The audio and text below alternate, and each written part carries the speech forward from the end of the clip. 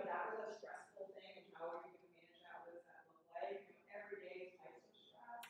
Um, but also, it's like, how are we handling the amounts of stress, and what does that look like? And how are we balancing out self-care components of those things? So, the things that we do to take care of ourselves during low-level stress may not be as effective when we're under more stress and more chronic stress. And so we have to put in different types of coping mechanisms, what those look like. So when we start thinking about signs, chronic signs of stress, we're looking at high blood pressure. So I'm out in schools more and more often where teachers are coming to me saying that they were put on medication earlier than they thought, and they were dealing with some chronic health issues related to stress. High blood pressure, weight gain, headaches, loss of sleep, loss of appetite, increased tardies at work, increased absences at work because of these health conditions. So it's a concern for us as a healthcare profession around addressing some of these issues and figuring out how we can start putting in self-care in the workplace, right? And how we can address those issues so that we have longevity in the job. And that we're happy and healthy in the job. I think those are important. Some other signs: indigestion, heartburn. We start having relationship problems. So when I was working as a social worker, I worked all day long with chronic concerns. So I was working with murderers, and I was working with people that had done terrible things.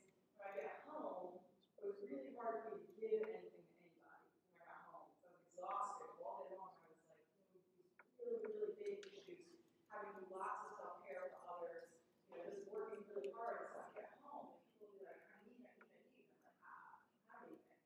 And so that for me was something that I had to really pay attention to, because often we see these concerns around relationships, and sometimes ending our relationships because we're not able to be present when we get home. So paying attention to those concerns. We have dread and pessimism. So we're dreading going to work the next day. We're dreading having to plan for the next week. Those are concerns for us that we want to be able to switch and to address. Increased heart rate. So those of you that might be driving to work, if work is a place of stress right now, you start feeling that your heart rate is racing when you start getting closer and closer to the building, right? Some people might be in hard relationship issues right now. So you start driving home, and as you get closer and closer to their house, you start getting more and more stress. Your hands start clenching around the wheel. Those are areas of stress that we're having to address and take a look at. Problem sleeping. So 2 nights ago, I dreamt that I missed this. I got here at 9:30, so 8:30. So it was super stressful. Woke up, I was like, oh my God. So I had 2 alarms set this morning just in case. So that was a good way for me to self-care on that, right? So I was very concerned. It kept me up 2 nights ago. I had some terrible dreams about being here late. I would tell Mr. Campbell I messed up. So the way I handled that was I had 2 alarms set this morning to make sure I got there on time. Increased fear and worry. So we start having these kind of chronic fears about our performance, worry about our performance. You start maybe getting paranoid around some of the things that are happening. What's going on? Is my job? Are there concerns on my job, or how people feel about my performance? And really, for a lot of us, it's lack of mental focus, right? And so again, these are going to come up and down, depending on how tired you are, what's going on, where you are in the semester.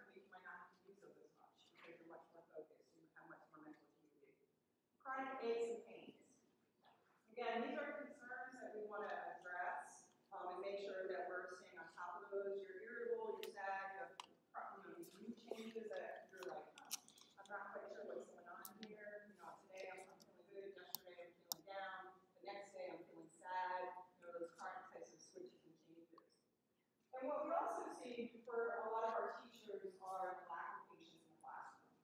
Okay? So that might be carried home to your loved ones, where you kind of react a little bit more quickly to something that wouldn't have bothered you the same way before, right? So when we start seeing those things, it's super important for us to start putting in different self-care, as well as potentially reaching out to others to help, right? And so we'll talk a lot about how we can include others in that. And then the idea of just this chronic tension.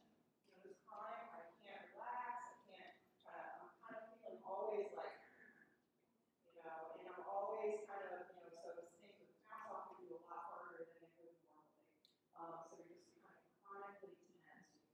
You're starting to get kind of like that shoulder, you know, so lots of people, as they get more and more tense, start feeling pains here, right? So some of us that sit over, yes, get more and more stress around the activities that we're doing. You start feeling it here, feeling it in the neck. These are, again, our signs that we need to start addressing some of the things that are going on for us. The reason why we're here is we don't want you being in these places, right? We're all going to come in and out of those, but we need to make sure that we're putting in place things that are going to be effective at addressing those concerns for us. And how can you reach out in your school community to make sure that you can address some of those more proactively? The video talks a lot about stress is actually an important thing for us, and so for those of you that have been athletes or performers or actresses or actors or any of those types of things, some stress is important, just like for your kids. A little bit of stress before tasks are important, gets us hyper-focused, gets us paying attention, you know, kind of starts shooting all those really important chemicals in our brain. But if we have too much, that's when we start getting into the chronic conditions that I talked to you about. So it is important for us in some ways, and so it's how do we manage that, and how do we use stress in productive ways for ourselves. Because I've heard me probably say, I referee college basketball and high school basketball. I get very anxious before every basketball game. Right? So it's just, and I've been doing it for a long time now, you know, over 20 years I've been officiating. And so my thing always is, if I don't get anxious before a game, I gotta get out. Because the anxiety is, I care about my performance, I'm excited about what's going to happen, I'm paying attention, I'm starting to tune in. You know, all these things are important for me for performance, right? So these are performance anxiety types of things. But if it's so anxious I get out there, throw the ball up, and I don't move because I'm too anxious, I'm gonna, you know, that's a problem. You know, that's when we start talking about things with our kids, like test anxiety. So some anxiety is really important for them to focus in, but when we have too much and they can't perform, is when we have to intervene with them. Same thing for us when we're stressed. So what we will always talk about is, for you as helping professionals, you have to focus on self-care.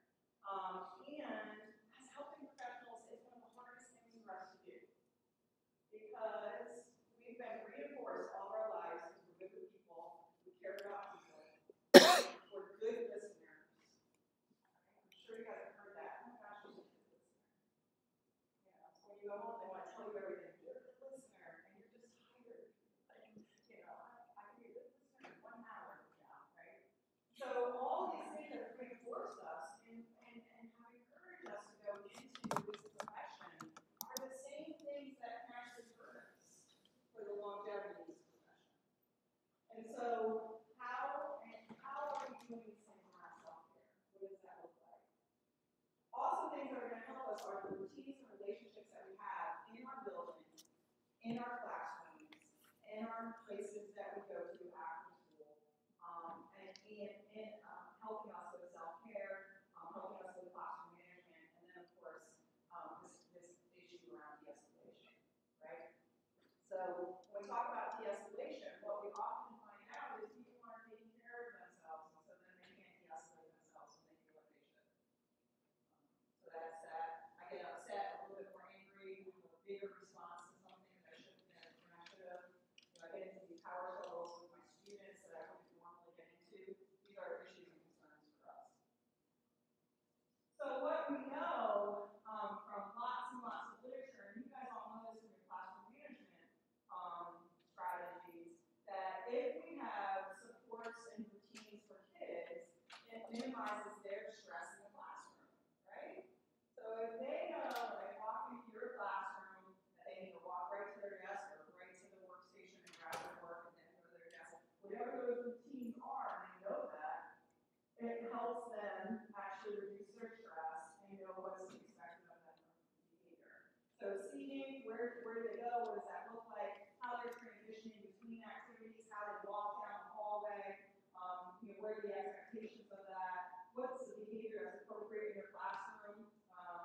One of the things that we really focus on the PBIS efforts that you all have is using more positive words.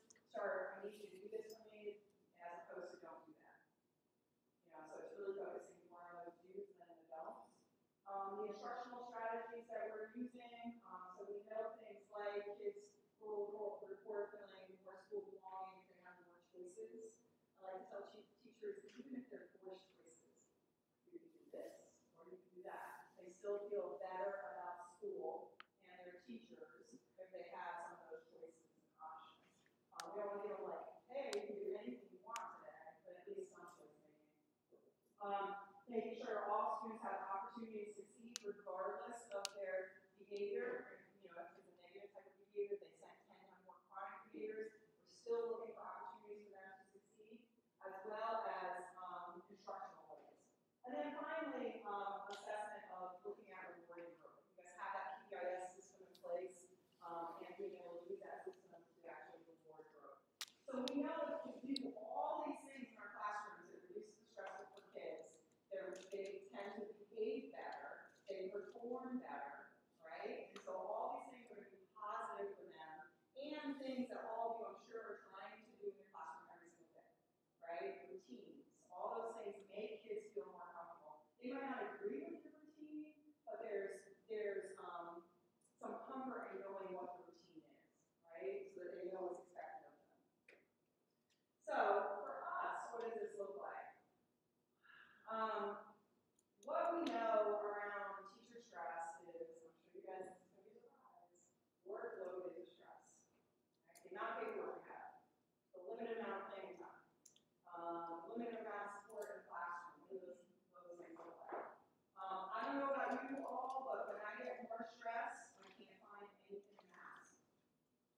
I have to look for my keys 3 times instead of once. All right?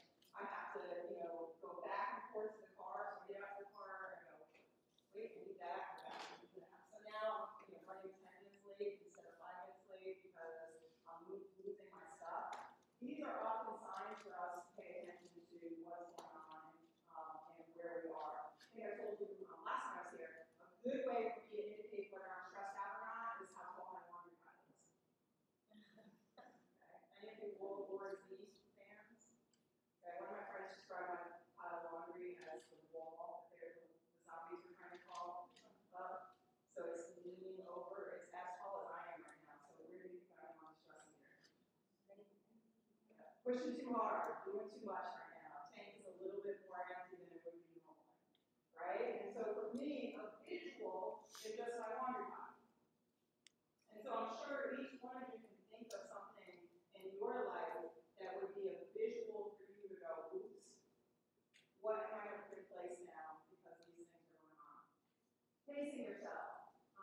So what are your activities? How are you making choices? Are you overscheduled? Are you underscheduled? What is kind of that perfect pace for you? Scheduling work outside the school day.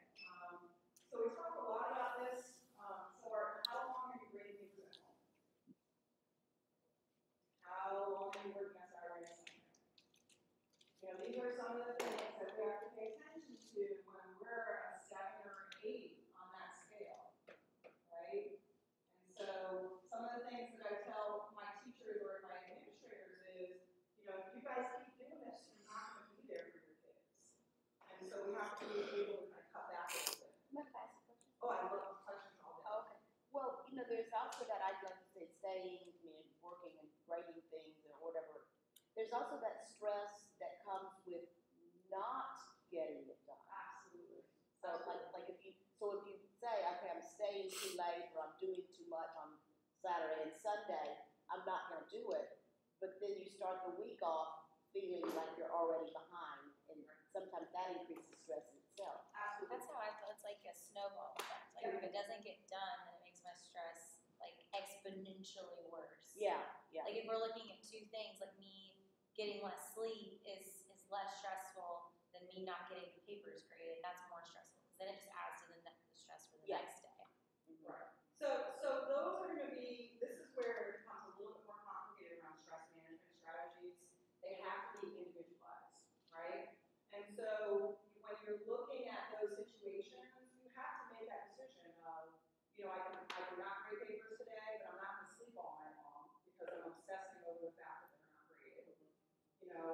or, so you have to kind of make those decisions and manage what's going to be the best to reduce your stress. But also, I think, thinking about, is there a middle ground, right? And so I think figuring out, what, I have to grade these papers right now, or some of these papers right now, so I can sleep better. Well, yeah, and I was gonna say, one thing that I know, I self-impose a lot of limits on myself, Good. and there's no one above me saying, those papers have to go back on Wednesday. Right. So I'm trying to give myself permission to say, okay, they don't go back on Wednesday, they go back on Friday. Right. They go back the following Monday. Right. The kids will get them back at Right. some point, and Right. we'll address them at that time. Right. So, And those are really good things for us to figure out. Like, how can we move things around a little bit better to address the kind of the current situations and what that looks like. And those are, again, going to be individual decisions, because some of you might say, I'm really good looking at that stack of papers and leaving that alone and doing that tomorrow. And some of you might say, I'm not, that's too much for me, I need to address that right now. And then there's some, like I said, middle ground probably on that, to take a look at things. I think last time I mentioned some of the things that I've had to work with my students around family relationships. Is particularly my students are bringing home lots and lots of work, especially around dissertation, right? And so we have seen, unfortunately, some people lose their relationships because of the stress of dissertation, right? So even if they're not working on dissertation, they're stressed out about dissertation. So some of the coping styles that we've had to do is work on how they can have conversations with the people in their homes about, you know what? This Saturday morning, I need 2 to 3 hours to work on my dissertation, and then the afternoon, we're going to do something that we want to do as a family.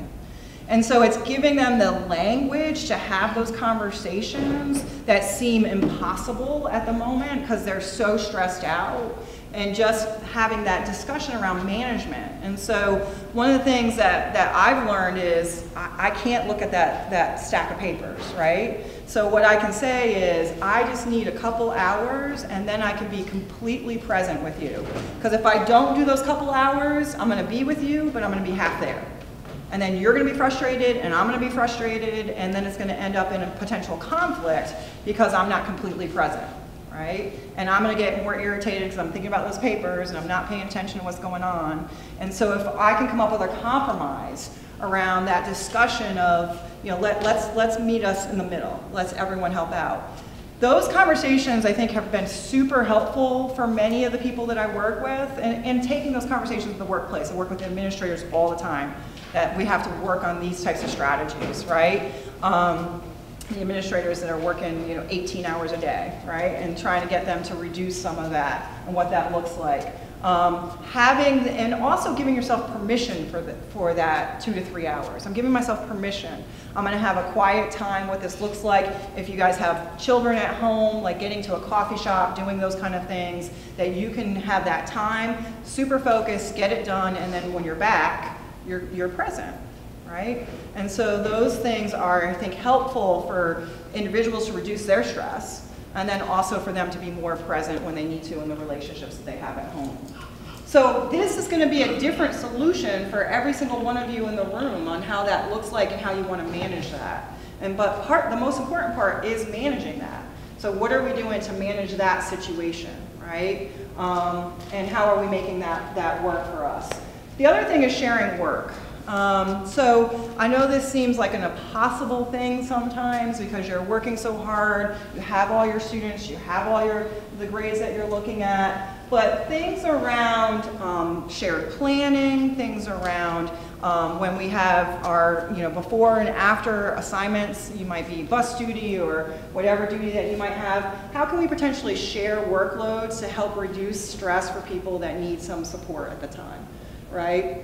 So partly it's us helping each other and looking around and going, ooh, you know what, let me do bus duty for you today because I have a little bit more flexibility, and why don't you go take care of that big stack of papers that you have, or go home early, or go, just get out of here, so that you can have some space, what that looks like. So thinking about how we can share this workload, because if you do that for a colleague, guess what, that's going to come back around to you. And that's going to be helpful to you when you need it, right? And so it's providing those opportunities to help with the shared workload. So So, one of the things that I want you to, at your tables, one of the things that we've, after doing these for years now, around talking about self-care with educators in particular, we have lots of strategies that we put in place outside the workplace, okay? One of them might be go out to dinner and have drinks with our friends. You know, one of them might be have a hot bath. One of them might be go to the gym. One of them might be, you know, take a walk around the neighborhood with my dog. One of them, you know, so there's lots of different types of strategies that we have that we may put in place when we go home, right? But what I really want you to think about are what are the things that you're doing during the workday to help take care of you, okay? When I went and did this presentation a couple weeks ago in Columbia, South Carolina, and the principal came up to me afterwards and she said to me, I have never, ever, ever thought about taking care of myself on the job. She said, what I think about the job is I go to work, I work all day, and then I go home.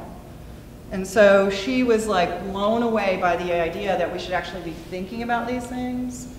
So I want you to talk to each other about the things that you do, that you think you do, on the job that are to take care of yourself. I'm going to give you a couple minutes, and then we're going to share out. So part of that is, if you're not doing anything, so brainstorming with each other the possibility of things that you can do to take care of yourself on the job.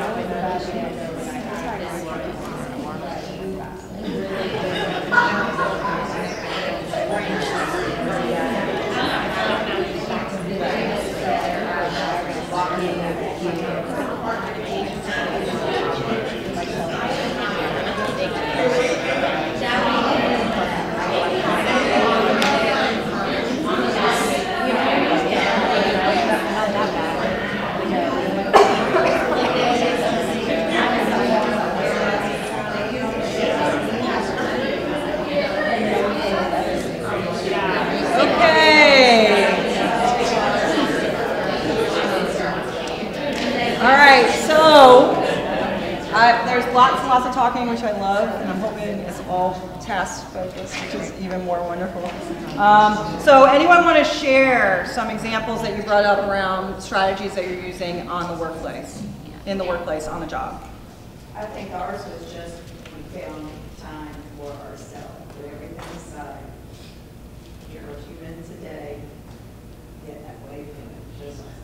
So how do you do that when you have a classroom full of kids? Like, what are the strategies that you're It's putting not out? when we have classroom full of kids, it's on lunch break. It's during breaks, okay. So it's not when you have kids. So when you have kids in your classroom, it's the times that you're taking when you have planned breaks that you have. Okay. All right, good, good. What other ones? Yeah, I was like, that's the only time you can, is when you- when even maybe like a good break to have with kids would be something as simple as like a walk outside from the cafeteria back to your classroom. Or, you know, and they need that too. Say it again? I give quizzes. You give quizzes. Some downtime, yeah. Nothing but quiz day. No, you know,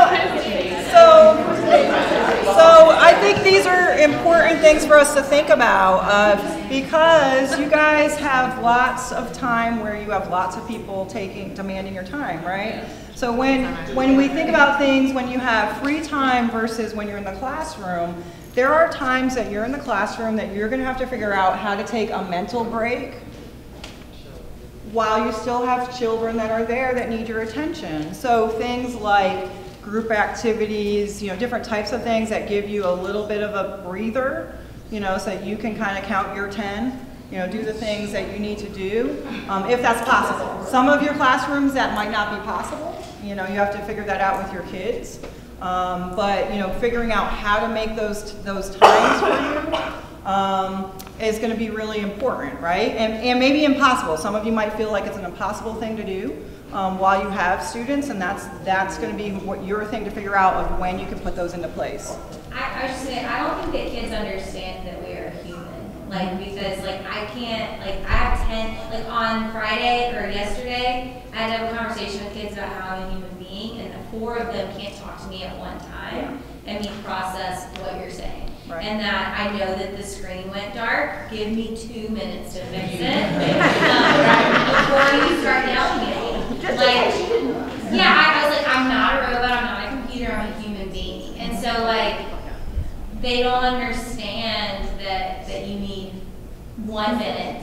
Yeah. Like, I mean, I don't know how you can take any time in class, because even when I tell them, like, my daughter had an ear infection, so I had to be on the phone with her pediatrician for a second in class, even then, they would not, like, They wanted your attention. they wanted my attention. I was like, I'm literally on the phone with a doctor right now. Yeah, So, yeah, yes. and some of it may not be a possibility, so it's also figuring those things out, right? Having the conversation with them about being human, super important, right? And asking for some space with that is really important. The screen went out in my classroom last night. All my students looked at me and said, "We can go home now, right?" And I was like, "Oh no, we're gonna figure this out." But same type of thing, immediately, we're out of here, you know. So it was, and my students are a tiny bit older, you know. But they were like packing their stuff, ready to go. So what other ways of self-care are we talking about during the workday? So taking breaks during when you don't have students, figuring out potentially how to get at least reducing the amount of demand to you when the students are in your classroom, right? So with some of the activities that you're moving in and out of. What else? Yes? I'm intentional about leaving my classroom just to have some downtime and conversation with my colleagues. Oh, nice. Nice. Sometimes it's venting, but sometimes we talk about things that aren't school. Venting's important, important. And then also talking about things that you're looking forward to is important, right? So if we can shift some of the conversations that we have when we see our colleagues to, wow, I'm really looking forward to this weekend because I'm doing something special or whatever, that's gonna help us feel differently when we walk back in the classroom. I was gonna say, sometimes just changing venues of certain things, like usually I eat lunch in the teacher's lounge, which is closest to the cafeteria. And the lounge is nice, but there's no windows or anything. And I know that this past week, I wandered down our hall during lunchtime, and I ate with some teachers in a classroom that had a window. And it was just a little more refreshing, I don't know. So that felt different. A little, yeah, more relaxing. Yep. So, you know, all this new thing about naturing, it's a new kind of thing, right? So it's getting out in nature, what that looks like, but it's the importance of vitamin D. And so how, if we increase the amount of vitamin D, whether through vitamins or going outside, that we know that it's going to increase our sense of happiness. And there's lots of information about that. So, you know, and again, that's going to be a personal thing, because some of you might not like nature at all. You know, and so that's not going to be a good solution for you, but for some of you it might be that vitamin D is super important for you and how that feels. We know places that have less, you know, kind of sun, there's higher suicide rates and all kinds of things. So I think that's one of the things that we tend to underestimate in some ways, and things that we can do, like making sure that we get outside a little bit more and what that looks like. Other things. Just staying hydrated during the day, I get headaches. Oh, super important. Hydration is super important for us, and you're right, headaches. You know, when we have headaches, it's harder to concentrate. When we have headaches, it's, you know, we tend to escalate a little bit more quickly just because we're paying a lot of attention to the pain and our energy is going in that direction. So hydration is going to be really important. The problem with me with hydration is, guess what? I do the bathroom a lot more. So, Teaching a class. right, and so for those of you figuring out how we do that, because getting a bathroom break is challenging, right? Yeah, I was gonna say, we're lucky on the ELA wings, because our rooms are open concept. We've gotten to where we can say, hey, can you watch both classrooms while I run through it, which is great. But you can't do that if you're closed up in a room. Right, and so it's that, and it's figuring that balance out for us about how much hydration is enough and how much is going to be too much, where we can, where we're going to have a problem. I'm going to actually show you guys some things about the PowerPoint. I sent the PowerPoint to Mr. Campbell. It's got a ton of live links for you, and free types of things that if you want to access, as well as videos. So this is just a snapshot of the same thing that I handed out to you, of figuring out kind of what are some of the strategies that are going to be important for you, and some of the strategies that you can put into place that are going to be helpful for you. So the physical activity one, some of you might be already doing some of those things, or that might not be an option for you in your current life situation, but looking at the types of things that are options for us to put in place. And then the form that you have is what we really think of as your own IEP, right? So partly it's what are some of the things that you can put in place that you can actually try to stick to. And you know, there's lots of data that says if you can just walk 10 minutes a day, it makes a whole difference. So it's not like you have to get yourself to the gym for 3 hours, you have to be doing all this cardio. There are just tiny, tiny changes that we can make that will actually help us see some of these big changes. So some of the facilitators, when we start looking at, you know, how we actually talk about self-care, so we start thinking about things like motivation. What do you have to gain? What does that look like? What are the time limits that you have? What are the boundaries that you have around your time, right? Many of you are here all day long and going home and having to pick up children or having to deal with situations at home. So figuring out what those boundaries are and how you're actually going to be able to find some time. Finances and budget. That's often something that we hear about, particularly working with teachers, where you know, we all know that we're not as paid as well as we deserve to be, right? And so finances tend to be something that is a concern. So what are some of the things that we can do that are potentially not costly? And then when we are using finances, how can we do that in a way that we feel comfortable making those decisions in our lives? Space and capacity, and then the support that we have with others. And so figuring out the things that we can do that are going to be helpful for us. So examples around things that we want to be setting ourselves up for positive outcomes, right? So it's going to be important for you to self-evaluate. Like, I cannot get up in the morning and do stuff. It's just, I can put it in my schedule every day, and then I'll cross it off every day and not do it. So that's not going to be helpful for me. That's not how I function. And so figuring out ways that I can make sure that I'm going to be more successful as opposed to just letting myself down with the plans that I have. So it's figuring out and making adjustments based on those areas. Finances.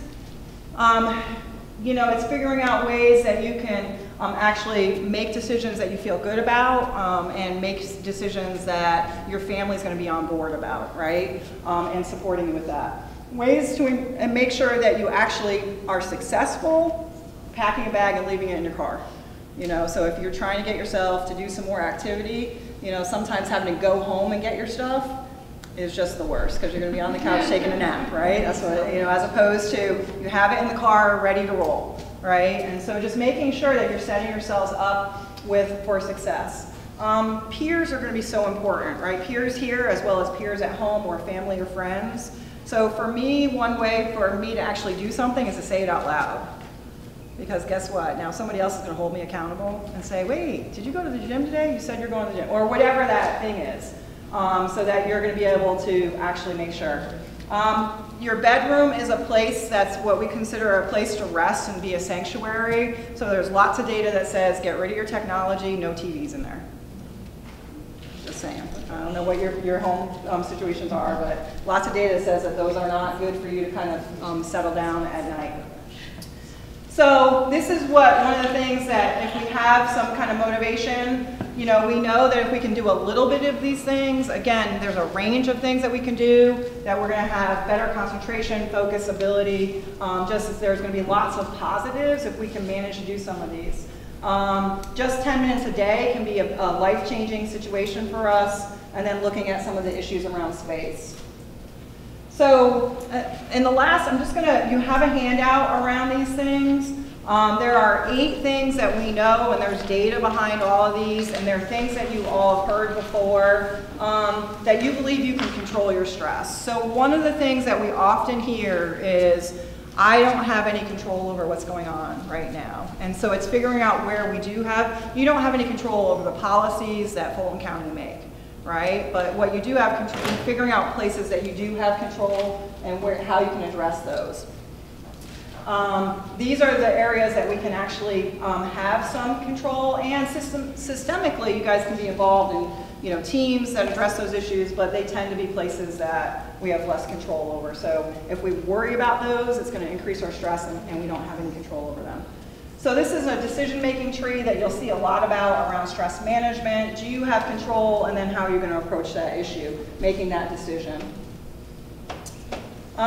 Taking charge of your health and mental health, you know, so making sure that you are taking the time for the physical appointments that you need, you know, making sure that you are seeing the doctor when you're exhibiting some stress symptoms, making sure that you're proactive around those things instead of intervening when it's a place that you actually need to take off long-term time from work. You want to be proactive in those issues.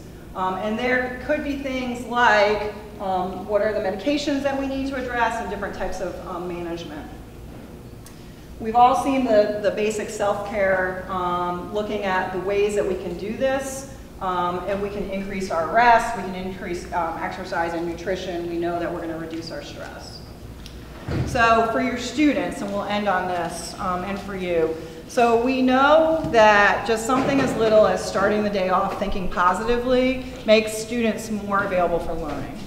So if we can figure out a way to get them to think more positively, and also the way for us to think more positively, we're going to have a better day, right? So we talked last time about the gratitude list, you know, so you can start your day off with your class of, I want you to think about 3 things that you're grateful for, right? And so we know by something as simple as that you actually change the brain mechanisms for them, and they actually are more open for learning. That's something that is not costing anything other than a minute or 2 of your time. They can write it down, they don't have to write it down, but it's one of those things that we know can be super helpful for them to just start thinking differently about the day when they're starting. So, and we'll end with this. This is one of the things that we've seen for us.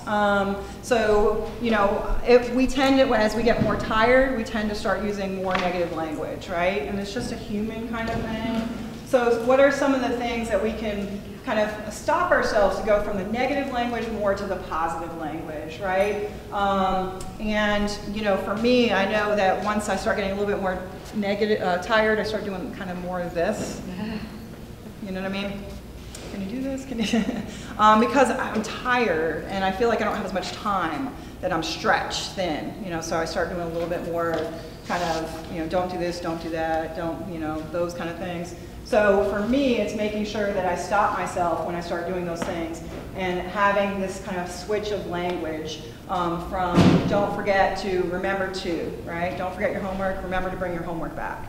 You know, so it's just a simple switch of language that I think for kids is really super important, and for us, we know it's important. I'll try to do that for you. You know, I will do that for you. I'll take care of that.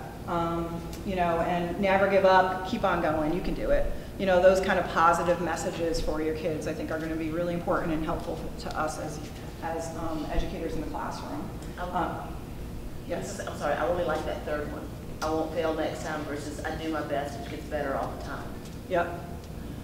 And these are going to be really important, especially with your kids who are struggling, right? So who are feeling like they're having just struggles in the classroom and it's really super hard.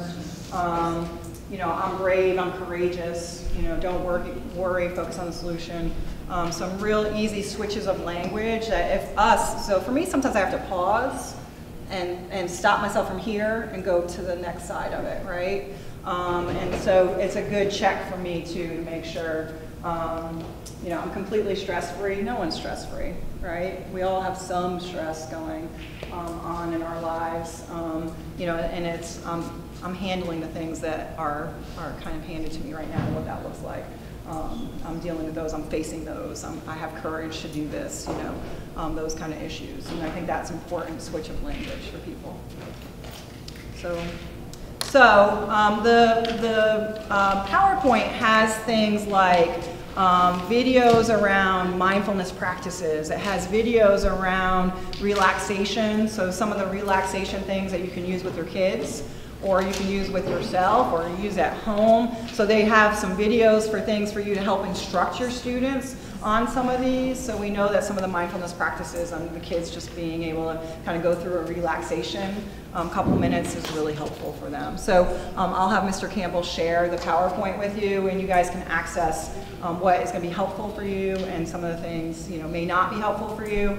Part of the stress management is it's very individual, as we said, right? So some of you, I can come up with a plan that's going to be really heavy exercise, and some of you it's going to be very heavy on the mindfulness, yoga, relaxation, you know, me time focusing, which is very different. So questions for me? No questions for me? Really? Everyone's looking so excited. Okay. All right, well, you guys have, I think, some